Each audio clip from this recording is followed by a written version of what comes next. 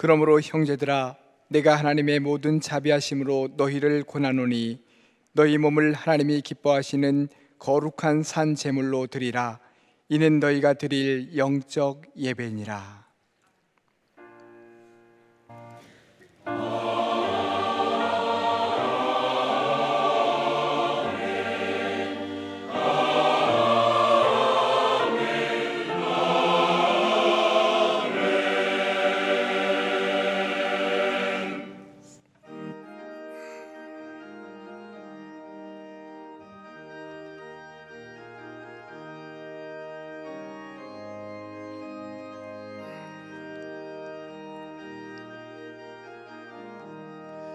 즐겁게 안식할 날, 반갑고 좋은 날, 내 마음을 변케 하니 즐겁고 기쁜 날, 이 날에 천하 만민 다 보좌 앞에서 참되신 삼위일체 다 찬송 부르네.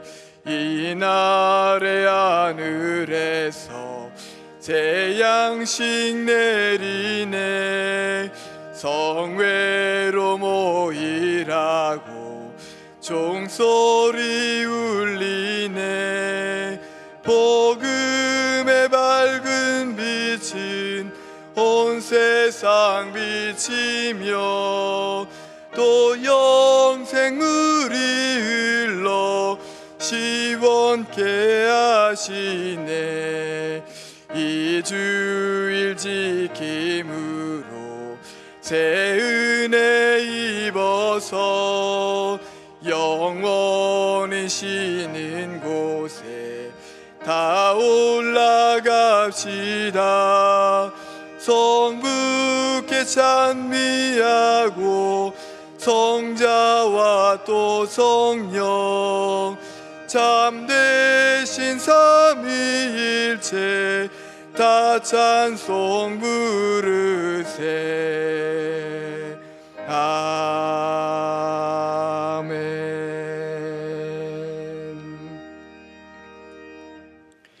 이 시간 하나님께서 우리에게 주시는 구약의 말씀은 열왕기상 4장 1절부터 7절입니다. 제가 가진 성경으로는 564쪽입니다. 열왕기상 4장 1절부터 7절입니다. 선지자의 제자들의 아내 중에 한 여인이 엘리사에게 부르짖어 이르되, 당신의 종 나의 남편이 이미 죽었는데 당신의 종이 여호와를 경외하는 줄은 당신이 아시는 바니이다.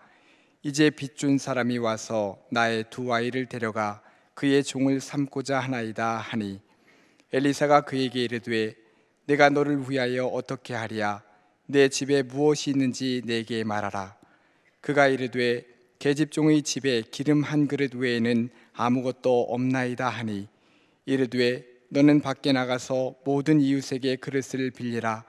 빈 그릇을 빌리되 조금 빌리지 말고 너는 내 두 아들과 함께 들어가서 문을 닫고 그 모든 그릇에 기름을 부어서 차는 대로 옮겨 놓으라 하니라. 여인이 물러가서 그의 두 아들과 함께 문을 닫은 후에 그들은 그릇을 그에게로 가져오고 그는 부었더니 그릇에 다 찬지라. 여인이 아들에게 이르되, 또 그릇을 내게로 가져오라 하니, 아들이 이르되, 다른 그릇이 없나이다 하니 그릇이 곧 그쳤더라. 그 여인이 하나님의 사람에게 나아가서 말하니, 그가 이르되, 너는 가서 기름을 팔아 빚을 갚고 남은 것으로 너와 네 두 아들이 생활하라 하였더라. 아멘.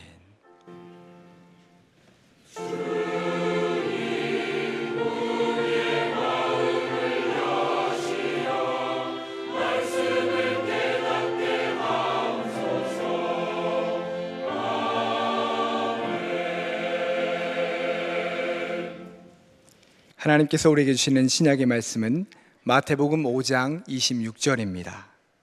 6족입니다. 마태복음 5장 26절입니다.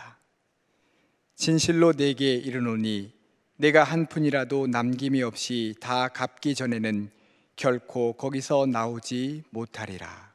아멘. 오늘 구약 본문에 나오는 스토리는 구약 엘리사 시대에 있었던 아주 참 우리에게 은혜를 주는 내용입니다. 엘리사는 하나님의 능력을 크게 행사했던 선지자입니다.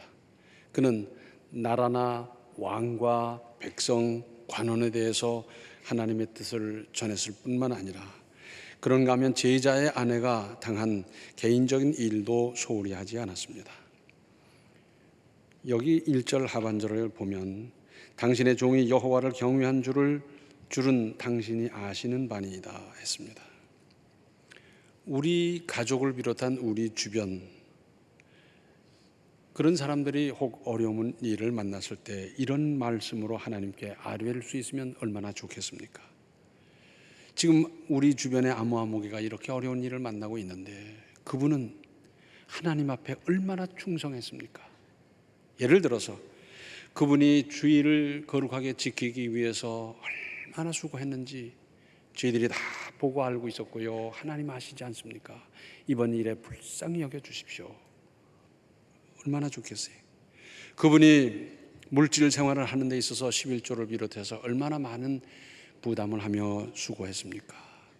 이렇게 수고한 그분을 하나님 아시지 않습니까? 그러니까 이번 일에 불쌍히 여겨 주시고 긍휼히 여겨 주십시오. 직분을 감당하기 위해서 얼마나 수고했는지 하나님 우리가 다 알고 있고 하나님 아시지 않습니까? 이번 당하고 있는 어려운 일도 하나님 잘 풀어주십시오. 그분이 봉사를 얼마나 했는지 전도를 얼마나 하느라고 수고했는지 우리가 알고 하나님 다 아시지 않습니까? 이렇게 할 수 있으면 얼마나 좋겠어요. 나아가서 내가 어려운 일을 만났을 때도 하나님 앞에서 구할 때 하나님 제가 신앙을 지키기 위해서 또 사명을 지키기 위해서 직분을 지키기 위해서 얼마나 수고했는지 하나님 아시는데 다른 건 몰라도 이러이러한 건 하나님 아시지 않습니까? 이번 일에 긍휼을 베풀어 주십시오. 이럴 수 있어야 되지 않겠어요? 어떤 교육 프로그램에 제가 갔더니 한 분이 그런 말씀을 하셔요. 당신은 다른 건 잘한 게 아무것도 없대요. 그런데 교회학교 교사를 40년을 했는데 한 번도 지각 결석을 한 일이 없대요. 주일이면 결혼식, 회가면 뭐 하면서 얼마나 많이 닥칩니까? 그런데 자기는 한 번도 지각하고 결석한 일이 없이 교회학교 교사를 감당하고 주일을 지켰는데 하나님 이거 하나 좀 봐주십시오. 자기는 그렇게 말할 거라고 그래요. 뭐 그런 거 하나 좀 있어야 되지 않겠습니까? 그래야 하나님 앞에서도 뭔가 구할 수 있는 근거가 되지 않겠어요? 그러니까 하나님께 특별한 은혜를 구할 근거나 빌미를 좀 만들어 가십시다. 우리 속담에 소도 언덕이 있어야 비빈다는데 비빌 수 있는 행적이 좀 있어야 하나님께 은혜를 구할 때도 좀 떳떳하지 않습니까? 하나님 기뻐하시는 일은 하나도 안 하고 그저 헌언이 잘못만 해놓고 하나님 나를 불쌍히 여겨 주시옵소서 안 하는 것보단 나을지 모르지만 그러나 좀 그렇지 않습니까? 또 남편을 잃은 것만도 크나큰 아픔인데 거기다가 빚으로 말미암아 두 아들이 종으로 끌려가게 됐습니다. 이스라엘의 역사가 요세푸스에 의하면 그가 빚을 많이 지게 된 원인은 100명이나 되는 예언자들을 숨겨주고 그 생활비를 조달하느라고 생긴 부채였다 그럽니다. 그 어렵던 시절에 하나님의 뜻을 받들어 바로 이제 그 말씀을 전했다가는 살아남지 못하는 그 시대에 그 100명을 숨겨주고 그들을 이제 먹여 살렸다는 것. 바깥 사람 한 사람이 우리 집에 와서 함께 생활하는 것도 여간 불편한 일이 아닌 우리 현실에서 100명을 그렇게 했다. 얼마나 대단한 일입니까? 아무튼 경제 생활이 매우 핍절했습니다. 또한 얼마나 많은 빚을 졌고 갚지 못했으면 두 아들을 종으로 넘겨야 할 정도가 됐겠습니까? 남편이 살아있을 때는 갚을 가능성이 있다고 해서 차마 집행을 안 했는지 모르지만 이제 남편이 세상 떠났다. 그러므로 이제는 갚을 가능성이 없으니까 이제는 집행을 하자. 아마 그랬던 것 같습니다. 경제생활 잘하십시오. 자본주의 사회를 살아가고 있는 우리로서는 결코 소홀히 할 수 없는 일입니다. 아니 자본주의 사회 아니더라도 경제는 얼마나 중요한 일입니까? 그래서 우리 속담에 그러잖아요. 돈은 귀신도 부린다고. 그 위력을 말하는 것 아니겠어요? 오늘날도 부채 때문에 온갖 상상 못할 일들이 얼마나 많이 벌어지고 있습니까? 심지어 내 신장을 팔아서 빚을 갚아라 그러질 않나, 사람을 팔아넘기질 않나. 잠언 22장 7절을 보면 부자는 가난한 자를 주관하고 빚진 자는 채주의 종이 되느니라 그랬어요. 가난한 것이 죄는 아니지만 불편한 것은 사실입니다. 그래서 부자 되십시오. 부자로 사십시오. 또한 거기에 밥줄이 달려 있다 보니까 가난한 사람은 부자의 주관을 받게 되고 채무자라는 빚을 도무지 못 갚아서 본문의 내용과 같이 종으로 전락하는 경우도 있고 심리적으로 사회적으로 채권자의 종과 같은 신분이 되기도 합니다. 로마서 13장 8절 상반절을 보면 피차 사랑의 빚 외에는 아무에게든지 아무 빚도 지지 말라 그랬어요. 빚 지지 마십시오. 부모 형제 간에도 친척 간에도 빚 지지 마십시오. 우리 속담에 그러잖아요. 부모 자식 간에도 돈은 세어서 받아야 돼, 주고받는 거라고. 뭡니까? 정확하게 하라는 것 아니겠어요? 그런데 친척 간에 꾼 건 잘 안 갚고요. 부모님한테 꾼 건 더 잘 안 갚고요. 처가에서 꾸어놓은 것도 안 갚고요. 막 그런 게 있어요. 우리 교인들이야 잘하지만 저기 보니까 그런 사람들이 있더라고요. 사랑의 빚도 할 수 있는 대로 잘 갚으십시오. 은혜 입은 것, 신세 졌던 것 갚는 것이 순서고 상식 아니겠어요? 머리 까만 짐승은 은혜를 모른다는 말이 있어요. 이게 무슨 말입니까? 짐승은 은혜를 아는데 사람은 모른다는 그런 역사적인 현실, 사건, 그런 걸 보면서 나온 말이지요. 꾸어 쓰는 것도 버릇입니다. 자꾸 꾸다 보면 버릇이 돼요. 그런데 덜 먹고 덜 쓰면 되는 것 아니겠습니까? 좀 덜 먹고 덜 쓰더라도 꾸어 쓰지 말고 좀 살아가십시다. 그런데 이 여자의 경우는 앞에서 말씀드린 바와 같이 주의 종 선지자 엘리사에게 남편의 하나님에 대한 충성을 상기시키면서 그 원인을 아마도 엘리사는 알고 있었던 것 아니겠습니까? 선지자를 숨겨두고 먹여주고 숨기는 것 자체만 해도 얼마나 어려워요. 그런데 그들을 먹이면서 돌봤다. 그러자 내 집에 무엇이 있는지를 물었습니다. 기름 한 그릇밖에 없습니다. 있는 바로 그것을 씨앗으로 삼습니다. 그렇습니다. 없는 것으로, 남의 것으로 내가 무엇을 할 수 있습니까? 우리는 흔히 없는 것을 열심히 찾고 있어요. 내가 공부를 많이 했나, 무슨 기술이 있나, 내가 무슨 젊은가 하면서 여러 가지 열심히 찾는데 그런 것 찾지 마시고 있는 것을 최대한 활용해서 살아야 합니다. 내게 지금 있는 것이 뭔지, 할 수 있는 것이 뭔지 찾아보십시오. 그리고 그것 하나하나를 활용하도록 방법을 찾으십시오. 그러면 인생은 얼마든지 풍요로워질 수 있고요. 봉사도 얼마든지 가능하고 하나님께 영광 돌리는 일도 많이 할 수 있습니다. 씨앗을 찾으십시오. 그리고 활용하십시오. 또 내 이웃의 그릇을 많이 빌려다가 문을 닫고 기름을 채워라 그랬어요. 이 말씀은 하나님께서 직접 하신 것이 아닙니다. 주의 종 선지자를 통해서 하신 말씀입니다. 그런데 이것은 상식 밖의 지시였습니다. 자, 한 그릇의 기름을 다른 그릇에 따르면 뭐가 됩니까?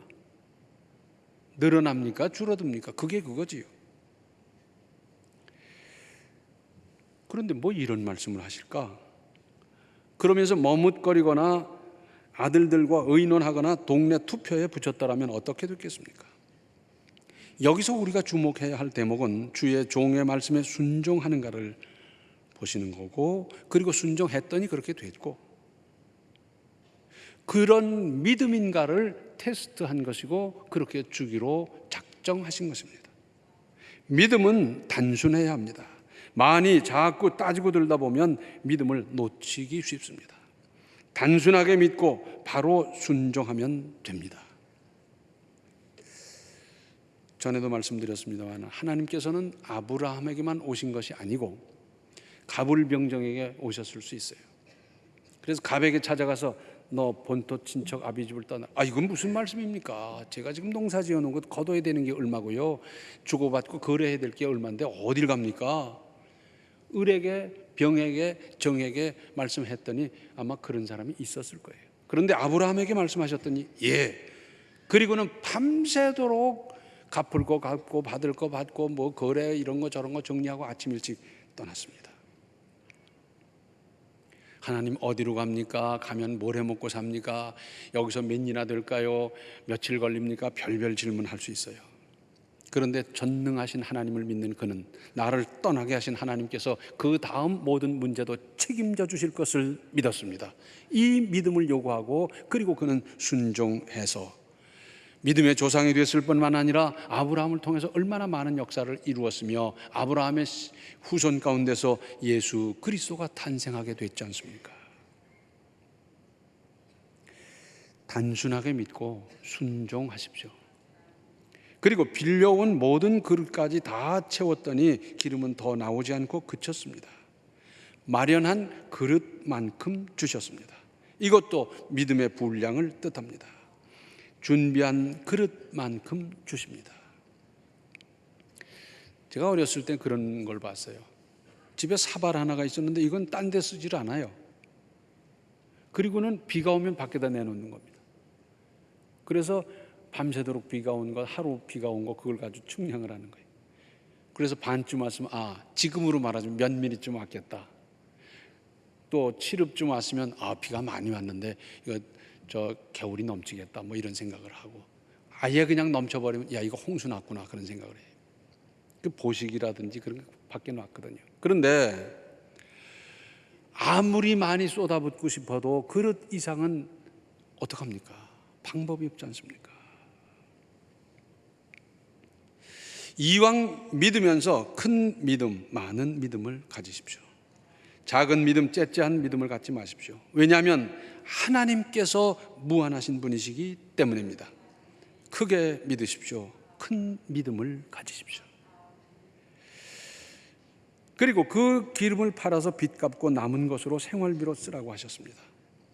해결받았고 응답받았습니다. 그런데 옆집에서 빌려온 그릇 가지고 거기 담은 기름이 뭐 얼마나 될 거라고 사람이 팔려갈 정도의 빚이면 굉장할 텐데 어떻게 그게 가능할까? 그런데 어떤 번역에 보면 이 단지라고 되어 있어요. 독이라고 되어 있고, 그 말은 무슨 뜻이냐면 이런 겁니다. 이스라엘 나라는 많은 집들이 우리로 말하자면 슬라브식으로 짓는 겁니다. 그리고 한쪽을 조금 기울게 해서 워낙 물이 귀하고 비가 적은 나라인지라 비가 오면 한쪽으로 이렇게 모이게 하고 거기에다 큰 독을 갖다 놓는 거예요. 그래서 물 한 방울도 허실 안 하는 거죠. 거기 모았던 물을 잘 보관합니다. 물 보관하는 기술이 아주 대단해요. 그 더운 나라에서 물을 보관한다 하더라도 금세 썩어버리고 그럴 거 아니에요. 그런데 물 보관하는 기술이 아주 앞서 있었더랬습니다. 그래서 그 물을 잘 보관하고 있다가 그걸 식수로도 쓰고 여러 가지로 쓰면서 잘 활용했더랬어요. 그러니까 옆집에서 빌려온 그릇은 요만한 그릇이기보다는 큰 단지 독 같은 걸 아마 빌려왔을 것이고 거기에 철철 넘치도록 꽉 찼던 겁니다. 그래서 그걸 파니까 값이 대단했고, 그래서 두 아들이 종으로 팔려갈 뻔했는데, 종으로 전락할 뻔했는데 그걸 갖다가 속하고, 그리고는 그 다음에 생활비로 보태 썼더라 하는 것입니다. 해결받고 응답받았습니다. 여기서 우리가 주목할 대목은 그 전에 심어놓은 것이 있었다는 사실입니다. 심는 대로 거두고 심은 것이 있어야 거두는 것도 생기는 것 아니겠습니까? 믿음도 심고 좋은 것 심고 덕을 심고 많이 심고요, 나아가서 기회를 만들어서라도 많이 심으십시오. 그런데 심은 것이 있어야 거둘 텐데, 다른 사람 막 거둘 때 왜 나는 왜 없는가, 나는 왜 열매가 없는가 막 그러겠습니까? 다른 사람이 희생해 가면서, 다른 사람이 땀 흘려 가면서, 다른 사람이 수고해 가면서, 다른 사람이 밤잠을 못 자면서 그러면서 심었는데 그때는 열중쇼하고 있다가 그리고는 나중에 다른 사람이 큰 열매 거둘 때 쉬게 하면 이게 맞습니까? 좀 심하게 말하면 도둑놈 심보와 뭐가 다르겠습니까? 기회를 만들어서라도 좋은 것, 귀한 것 더욱 사랑 많이 많이 심으십시오. 오늘의 신약 본문 말씀, 진실로 내게 이르노니 네가 한 푼이라도 남김이 없이 다 갚기 전에는 결코 거기서 나오지 못하리라. 그리스도인의 잘못된 경제 생활로 말미암아 피해를 본 사람이 많습니다. 꾸어 쓰고 제때에 갚지 않아서 상처받고 교회를 떠난 사람이 하나둘입니까? 혹 우리 교회를 떠나서 다른 교회 가서 잘 정착하면 그나마 다행이지만 아주 구원에서 떠나버렸다고 하면 그 죄값을 어떻게 하겠습니까? 한 사람 구원하는 것도 어려운데 한 사람 떨쳐버렸다면 이게 어떻게 되는 겁니까? 350원을 덜 갚아도 여전히 채무자의 신분일 수밖에 없습니다. 사업을 하면서, 비즈니스를 하면서 신용이 얼마나 중요합니까? 신용이 제대로 되면 쉽지 않습니까? 그죠? 전화로 다 하고 온라인으로 붙여주고 그냥 척척척척 쉬운데 이게 안 되다 보니까 어떻습니까? 각서를 쓰고 공증을 하고 그래도 못 믿어서 안전장치를 하느라고 하다 보니까 얼마나 서로 피곤합니까? 그런데 그분은 믿을만하다. 일을 맡기면 끝내주게 잘한다. 빌려주면 제때에 정확하게 잘 갚는다. 그분이 하는 일은 성실하다. 후유증이 없다. 그렇게 되면 얼마나 좋아요. 그런데 누구한테 일을 맡겼더니 그 다음에 고장이 나고 뭐가 어떻게 되고 그 사람한테 맡기면 안 된다. 쭉 소문이 퍼지면 그 다음 뭐 먹고 살 거예요? 신용이 결국 신뢰가 되고 그것이 존경으로 발전하지 않습니까? 그분은 믿을 수 있다. 그리고 존경하고요. 내가 필요할 때 요긴하게 꾸어 쓰고는 안 갚아서 신용 잃고 보면 정작 목숨이 위태로운 때 그때 수술 안 하면 목숨을 잃는데 그때 긴급하게 안 하면 안 되는데 그때 융통이 안 된다면 어떡합니까? 자, 나는 꾸어 쓰지 말고 존절하게 경제생활을 하자. 맞아요. 그러나 사람이 평생 살아가다 보면 한 번도 안 꾸고 살아갈 수 있습니까? 혹 꾸기도 하고 갚기도 하고 그런 일이 있을 수 있는데 이 신뢰가 떨어졌어요. 아무개하고는 거래하면 안 된다. 누구한테는 일 맡기면 안 된다. 그렇게 하다 보면 나중에 정작 아주 화급할 때 융통이 안 되면 이걸 어떡합니까? 한번 생각해 보세요. 화급할 때 융통이 안 되면 얼마나 기가 막힙니까? 그런데 평소에 신용이 있고 신뢰를 받고 이러던 사람, 그래 그럼 내가 부담하지. 이번은 내가 도와주지. 함께 하자. 이러면서 이 일을 쉽게 풀어갈 수 있는 것 아니겠습니까? 미국에 살고 있는 우리 교포가 하는 말을 들었습니다. 은행에 가서 돈을 빌려달라고 그러니까 한참 조사를 하더니 안 빌려주는 거예요. 아니 내가 이 은행에 지금 예금한 돈이 얼마인데 왜 안 빌려주냐. 요거 빌려달라는데 뭘 그러냐 했더니 그것과 이건 별개라는 거예요. 많이 예금한 것과 우리 은행의 신용을 쌓았느냐 하는 건 별개라는 거예요. 그렇죠? 우리는 지금까지 그렇게 생각했던 것 같아요. 많이 예금해 놨으니까 예금 액수를 봐서 융자해 준다, 융통해 준다 그런 거 있었잖아요. 근데 그 사람들의 사고방식은 이 별개라는 거예요. 사실은 그렇죠. 많이 예금해 놓은 것과 그 거래를 하면서 신용을 쌓아온 것과는 전혀 다르지 않습니까? 그래서 여긴 이러는구나. 그래서 그 다음부터 이제 생각을 바꿨어요. 그래 500불 꿔달라니까 그건 꿔주더래요. 그래서 500불 꿔서 얼마 있다 갚고, 그 다음에 1000불 꿨다가 얼마 있다 갚고, 그 다음에 2000불 꿨다가 얼마 있다 갚고, 3000불 꿨다가 얼마 있다 갚고, 계속 그러면서 10,000불, 20,000불 막 이렇게 하다 보니까 나중에는 몇만 불, 10만 불 막 꿔달래도 꿔주더라는 겁니다. 그 사람들은 그걸 실적으로 또 컴퓨터에 그게 다 저장이 되어 있으니까 그걸 보면서 그 다음 거래를 하고 그러더라는 거죠. 그런데 사람들은 이기적인지라 자기가 갚을 것은 별로 중요하게 생각하지 않고 자기 받을 것만 그냥 닥달하고 그러지 않습니까?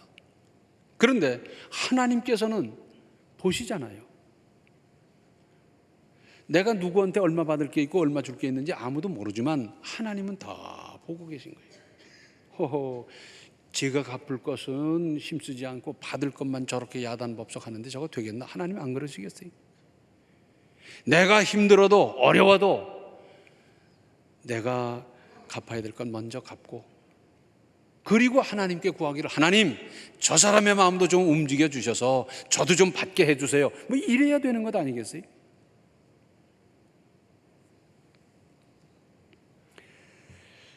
내가 먼저 힘들여 갚으면서 하나님의 은혜를 구하십시오. 사람의 마음을 하나님이 움직여 주시면 되는 겁니다. 연말이 다가오는 이때, 예수님 맞을 준비를 하는 이때, 이런 거 잘 정리하세요. 잘 정리하세요. 그리고는 정리된 상태로, 후련한 상태로 오시는 예수님을 맞고 금년을 정리하고 새해를 맞고 그래야 되지 않겠습니까? 경제생활 잘 하시고요. 경제생활을 통해서도 믿는 사람, 안 믿는 사람과의 신뢰관계가 쌓일 뿐만 아니라 경제생활을 통해서도 하나님께 영광 돌리면서 사는 인생 건설해 가시기 바랍니다. 기도하시겠습니다. 은혜로우신 아버지 하나님, 저희들 지금까지 아무렇게나 경제생활 해왔더랬습니다. 이제부터 존절한 경제생활을 할 수 있도록 도와주시옵소서. 심은 것이 있으므로 주님께서 은혜를 베푸셔서 이제 아들이 종이 되지 않고 그리고 생활을 할 수 있는 여건을 주님은 마련해 주신 것 우리는 보았습니다. 저희들의 경제생활 좋은 것 잘 심는 생활 잘 이어가게 하여 주시옵시고, 그래서 우리의 삶이 더 풍요롭고 윤택하고 형통한 인생 날마다 계속될 수 있도록 주여 도와 주시옵소서. 예수님의 이름 받들어 간절히 기도하옵나이다. 아멘. 경제생활도 잘 마무리지어 하나님의 영광을 드러내십시오. 지금은 생명의 주 예수 그리스도의 은혜와 하나님 우리 아버지의 극진하신 사랑과 성령의 감화 감동 충만 교통하심이 좋은 것 많이 심고 바른 경제생활로 하나님께 영광 돌리기로 작정하는 모든 성도들 머리 위에 이제로부터 영원토록 함께 계시기를 간절히 축원하옵나이다. 아멘.